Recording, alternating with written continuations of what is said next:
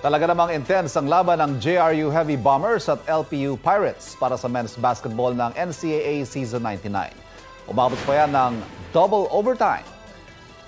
Sa dulo, nanaig ang Heavy Bombers matapos ang game-winning shot ni Jonathan Medina. Final score 88-87.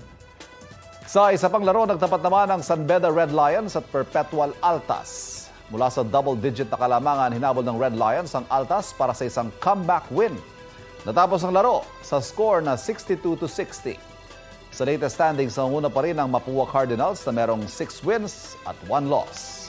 Ngayong araw, haharapin nila ang Arellano Chiefs. Maglalaro rin ang San Sebastian Golden Stags laban naman sa Letran Knights.